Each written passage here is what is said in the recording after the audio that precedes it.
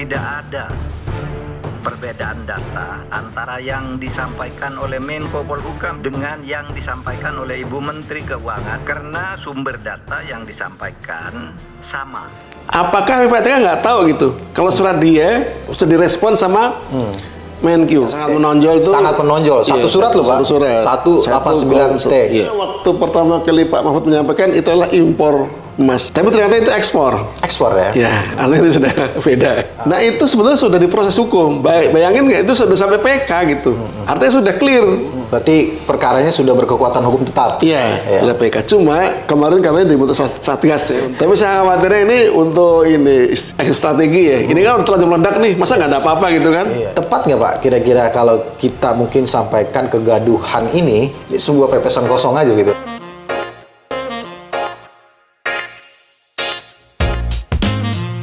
Assalamualaikum warahmatullahi wabarakatuh. Waalaikumsalam warahmatullahi wabarakatuh. Kembali lagi di YouTube channel Halo Pengacara. Apa kabarnya sahabat Halo Pengacara? Semoga baik-baik saja ya. Dan pada kesempatan kali ini kembali Halo Pengacara akan memberikan informasi dan juga ulasan hukum terkait dengan isu-isu yang sedang viral di masyarakat yang menjadi perbincangan hangat baik di media sosial maupun di media massa. Dan pada kesempatan kali ini sebagai tindak lanjut atau sambungan lah ya gitu Pak ya, Yeah. dari ulasan kita sebelumnya terkait dengan aliran dana 349 triliun. Nah, saya ditemani Pak Dito kembali nih, alumni STAN yang akan mengulas nih sesi ketiga nih Pak ya. Kayaknya ini yang terakhir ya Pak ya. Ini terkait dengan gonjang-ganjing, kisruh ya kan, kegaduhan terkait dengan aliran dana 349 triliun.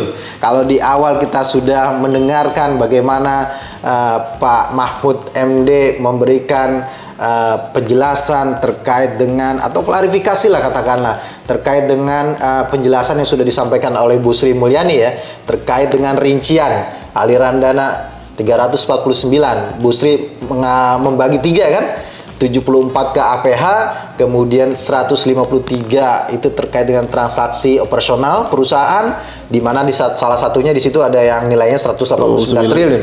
Dan yang ketiga yaitu dengan nilai 22 triliun, di mana 18 itu masih abu-abu ya. Dan yang 3 triliun itu yang Bu Sri Mulyani katakan melibatkan pegawai Kementerian Keuangan. Ya. Kan pada sesi berikutnya kemudian Pak Mahfud di DPR mengatakan bukan 3 triliun tapi 35 triliun. Yeah. Nah, kembali setelah itu kemudian ada klarifikasi lagi.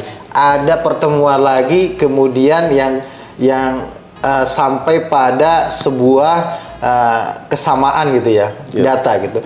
Apa Pak yang Bapak lihat Pak sebenarnya dari kegaduhan 349 triliun sampai akhirnya ada klarifikasi bersama gitu Pak? Ya, terima kasih Bung Heri.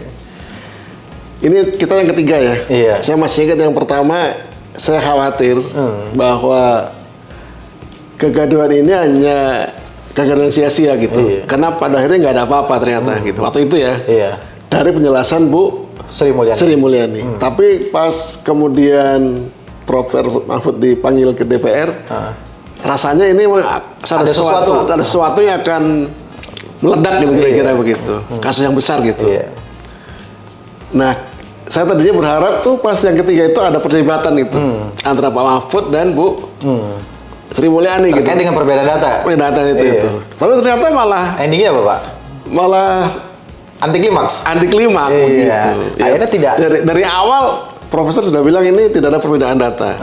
Ya, Tetapi ada perbedaan yang disampaikan Pak. ketika dijelaskan perbedaan itu bisa dijelaskan oleh Bu Sri Mulyani. Ada perbedaan itu bisa dijelaskan oleh Bu Sri Mulyani. Nah, ini yang pertama, ini anti klimaks ya Pak ya. Iya, iya. Dari sebuah kegaduhan yang begitu rame, orang menduga ada dugaan pencucian uang di Kementerian Keuangan gitu. Sampai akhirnya muncul klarifikasi gitu. Yang saya mungkin mewakili ya, sahabat Halo Pengacara yang ada di rumah nih Pak.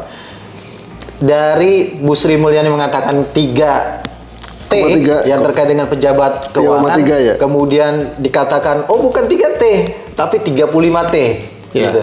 Nah, kalau pertemuan terakhir Pak, klarifikasi terakhir bersama antara Pak Mahfud, Bu Sri, kemudian Ketua PPATK, itu apa Pak terkait dengan perbedaan 3T dengan 35T, Pak. Ya, jadi di pertemuan terakhir Bu Sri Mulyani pakai bagan ya. Ini ada di sebelah kiri ada 35. Di sini ada rincian yang dipaparkan oleh Bu Sri Mulyani. Jadi rupanya yang 35 itu ada dua. Ada dua kelompok lah. Kelompok pertama itu 22T itu ke Kemenq. Yang kedua 13T, jadi kan 35 tuh. Iya. Itu ke APH lain. Oh. Gitu. Tapi ada kaitannya dengan Kemenq gitu. Dan menurut Bu Sri Mulyani Kemenq hanya menerima nomor suratnya saja. Makanya dia tidak dijelaskan waktu ketemu Komisi 11 DPR gitu. Yang dijelaskan dua-dua ini. Nah, dua-dua ini ada dua kelompok. Yang 18,7 itu terkait dengan operasional korporasi, debit kredit gitu kira-kira, ya. Yang waktu itu diindikasikan ada hubungan dengan pegawai Kementerian Keuangan. Nah, yang 33 itulah, 3,3 inilah yang memang benar-benar transaksinya para pegawai Kementerian Keuangan. Iya. Kemudian kalau ini kan publik sudah, wah ini korupsi nih gitu. Persepsinya begitu. Persepsinya begitu. Padahal yang 3,3 itu semua prosesnya ada di situ. Termasuk gaji pegawai yang resmi gitu. Ada jual rumah, jual mobil, jual aset gitu. Oh, jadi dari data yang 35 itu kemudian menjadi 22T ya di Kementerian Keuangan itu ya. 13T kemudian ke APH. Ya, dari 22 itu isinya tadi, Pak. Yang 218,7 itu ada korporasi. Iya, ada transaksi korporasi kan. Ya. Nah, kemudian operasional korporasi gitu. Iya, yang 3T itu. Nah, yang ke pegawai itu 3,3 T itu. 3,3. Itu memang tadi yang memang transaksi pegawai. Tapi itu juga nggak bisa langsung divonis sebagai transaksi yang ilegal gitu. Iya. Gitu. Karena belum kembali ya. Ini kembali yang seperti yang Pak Dito sampaikan, bahwa yang disampaikan sayangnya yang disampaikan ke publik itu kan sebenarnya data mentah ya, Pak. Data mentah. Belum ada data yang berdasarkan pematangan, belum ada hasil analisis, tapi keburu sudah disampaikan ke publik ya gitu kan. Kan fantastis ya 349 wow, triliun gitu ada korupsi 349. Katakanlah ada TPPU 349 di Kemenq. Ya orang bertanya-tanya, waduh, gimana gitu ya kan. Nah, ternyata kan seperti yang Pak Dito bilang bahwa ini data ini masih mentah sebenarnya. Belum ada pematangan, belum ada analisis, tapi udah keburu prematur nih ya. Saya mengatakan ini prematur sudah disampaikan kepada publik. Yang akhirnya tadi kita bilang anti klimaks. Ternyata berdasarkan sebetulnya akhirnya terakhir bukan prematur sebetulnya. Ternyata itu semua itu sudah di follow up gitu loh. Sudah di follow up. Ada yang sudah ditindak, disanksi, ada yang dipecat, ada yang ganti rugi, segala macam lah itu. Maksud saya artinya sebetulnya aneh gitu, aneh. Apakah PPATK nggak tahu gitu? Kalau surat dia sudah direspon sama Menq, gitu. Kalau penjelasan Menq sudah direspon? Udah direspon. Udah, maksudnya itu sudah ada tindak lanjutnya. Ada yang dipecat, ada yang di penjara, ada yang ganti rugi segala macam. Ada proses hukum begitu. Ada proses hukum gitu. PPATK mengatakan tidak mengetahui itu. Tidak menjelaskan kan? Tidak menjelaskan. Tidak menjelaskan waktu itu kan, tidak menjelaskan. Iya. Gitu. Ini yang makanya kita fokus nih Pak. Kita akan mau menyampaikan pertanyaan dari masyarakat terkait dengan perbedaan 3T dengan 35T yang disampaikan oleh Pak Mahfud. Dan tadi sudah artinya sudah clear gitu ya. Sudah clear berarti antara sekarang. Pak Mahfud dengan Bu Sri sudah clear. Sudah clear. Tidak ada masalah. Sama gitu ya. Dari awal sudah bilang sama. Sama ya. Sudah bilang sama. Artinya dia nggak ada apa-apa. Bukan nggak ada apa-apa. Ada apa-apa tapi sudah diproses. Iya. Itu yang pertama nih Pak. Iya. Yang kedua, orang juga bertanya nih, sahabat Halo Pengacara bertanya nih Pak, termasuk saya bertanya. Yang nilainya 200 atau 253 T gitu ya. Yang terkait dengan transaksi operasional debit kredit perusahaan ya. Kan ada satu nilai yang 189 yang sangat menonjol itu. Sangat menonjol. Satu surat loh Pak. 189 T. Yang jadi pertanyaan gitu Pak. Orang juga bertanya-tanya, itu apa penjelasan dari Kemenq terakhir ya bersama dengan Pak Mahfud? Ya, kan nilainya fantastis ya, pasti dianggap janggal gitu kan? Janggal. Kira-kira. Diduga pertama gitu ya? Waktu pertama kali Pak Mahfud menyampaikan itu adalah impor emas batangan. Emas saya lupa batangan atau enggak. Yang jelas impor emas. Impor emas ya.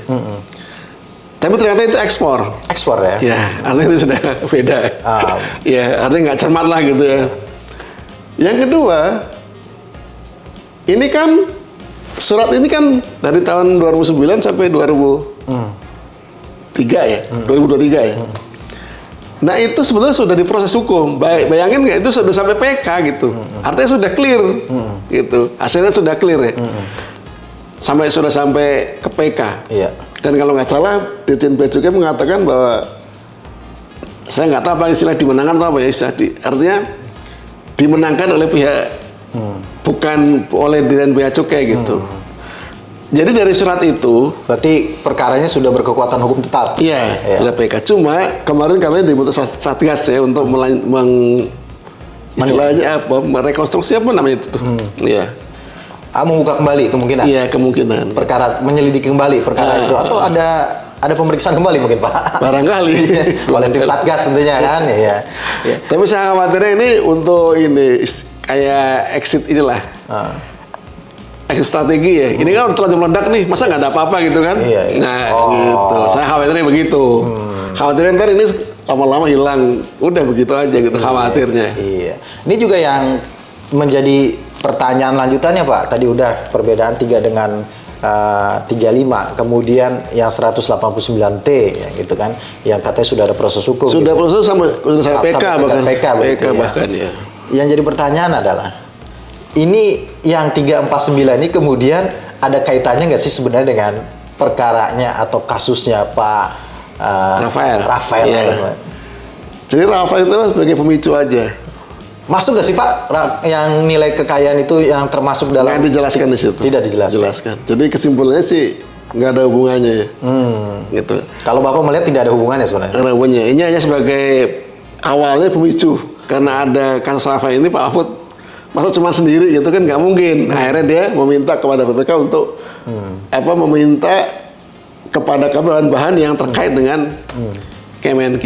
Ini bukan baru loh ya. Ini data yang lama kan dari 2009. Istilahnya PLHA ya, laporan hasil analisa dari 2009 sampai 2023. Gitu. Ini kan artinya ini sesuatu yang berbeda, terpisah begitu ya? Iya. Ya bukan yang termasuk yang dalam 349 menurut pandangan Pak Dita begitu. Menurut saya gitu. Iya. Cuman dia pemicu aja, pemicu karena ada kasus Rafael, makanya Pak Mahfud punya perhatian ke situ. Iya, ini juga sekarang dengan adanya kegaduhan seperti ini, siapa yang paling artinya siapa yang bertanggung jawab untuk meredakan ini gitu Pak sebenarnya?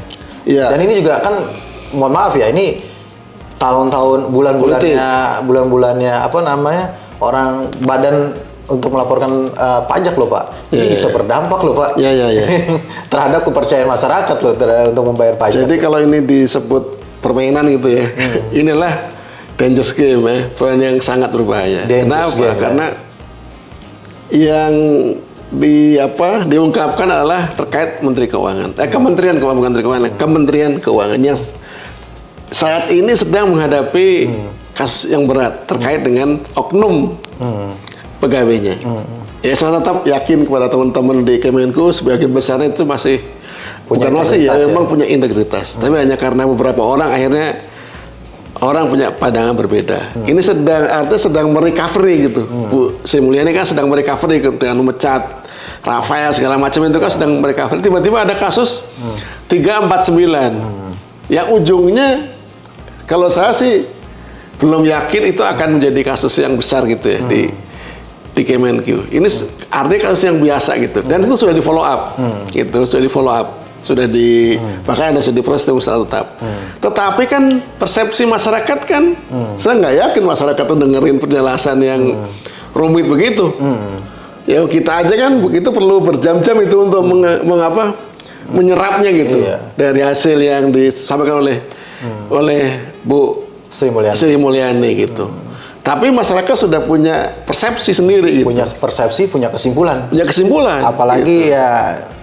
ya ini kan artinya berbahaya ya. Berbahaya karena bisa menurunkan kepercayaan kepada dua institusi yang merupakan sumber penerimaan negara, yaitu pajak dan kalau dari segi keberanian, dari segi ketegasan, saya rasa ya kita nggak meragukan lah Prof Mahfud ini ya. Artinya memang mungkin dalam rangka untuk pembelaan kepada masyarakat gitu ya. Ada kepentingan bangsa dan negara yang mungkin diperjuangkan. Ya mungkin tapi itu ya mungkin dengan data yang belum matang gitu ya. Saya rasa mungkin kurang cermat gitu ya untuk disampaikan pada saat awal-awal ini ya. Belum ada. Intinya data PPATK itu adalah bahan. Iya. Usernya adalah para APH itu. Iya. Jadi kalau menyampaikan itu hasil dari penyelidikan para APH itu mestinya ya. Mestinya gitu ya. Idealnya begitu. Apalagi mungkin ya sudah berkuat putusan-putusan pengadilan juga bisa. Kenapa nggak itu aja yang yang dikemukakan bukan yang yang awal-awal ini gitu. Iya. Terus ini Pak, tepat nggak Pak kira-kira kalau kita mungkin sampaikan kegaduhan ini terkait 349 ini yang kemudian sekarang katanya sudah clear gitu ya. Ini sebuah pepesan kosong aja gitu sebenarnya. Kurang lebih kalau menurut saya. Satu-satunya yang akan di follow up itu kan 189. Itu pun ya baru diputus Satgas segala macam lah. Ya, menurut saya kita belum jelas kemana. Belum jelas ya, karena juga kan tadi Pak bilang sudah ada putusan berkekuatan hukum tetap gitu ya. Apa yang mau dilakukan gitu ya. Kita tunggu aja mungkin Pak ya. Iya, kita tunggu saja. Kita tunggu. Kalau nggak lupa nanti ya. Iya, kita nggak lupa. Kita bikin yang keempat berarti ya Pak ya. Nanti kalau ada tindak lanjut terhadap yang 189T ya Pak ya. Kita akan bikin sesi yang keempat. Oke.